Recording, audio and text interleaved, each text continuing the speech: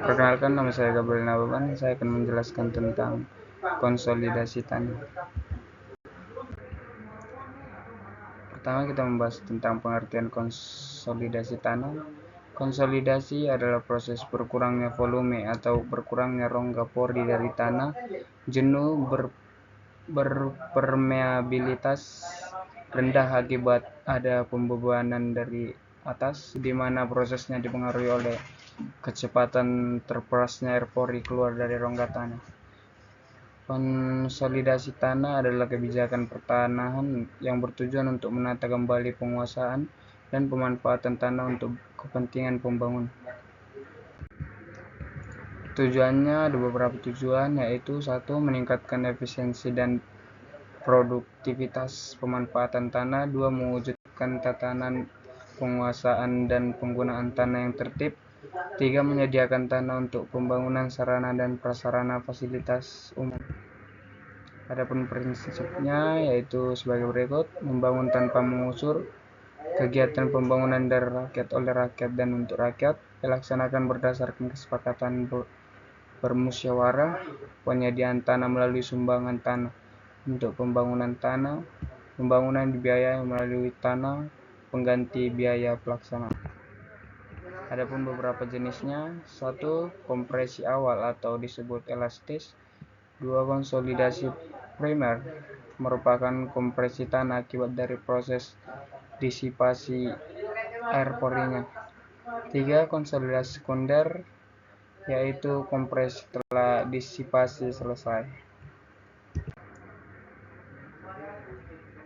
Komponen penurunan atau settlement, yaitu penambahan beban di atas suatu permukaan tanah dapat menyebabkan lapisan tanah di bawahnya mengalami pemapatan yang disebabkan oleh adanya deformasi partikel tanah, relokasi partikel, keluarnya air atau udara dari dalam pori tanah. Adapun 2 jenis penurunan. 1. Penurunan segera.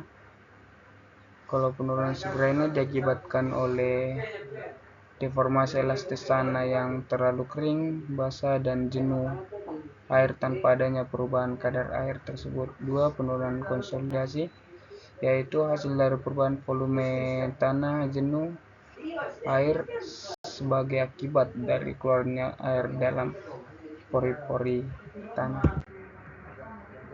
Adapun faktor yang mempengaruhi konsolidasi tanah: permeabilitas tanah atau disebut faktor mempengaruhi laju keluarnya air dari pori-pori tanah. 2. Tebal tanah. Tebal tanah itu yang mempengaruhi seberapa banyak penurunan yang terjadi saat konsolidasi tanah tersebut. 3. Kondisi drainase, atau menentukan seberapa cepat proses konsolidasi berlangsung. Adapun kesimpulan dari penjelasan saya yaitu langkah penting dalam pengelolaan pertanahan atau pembangunan yang bertujuan untuk menciptakan penggunaan ruang yang lebih efisiensi, meningkatkan kualitas lingkungan, serta melibatkan masyarakat dalam proses pembangunan tersebut. Sekian dari penjelasan saya. Sekian dan terima kasih.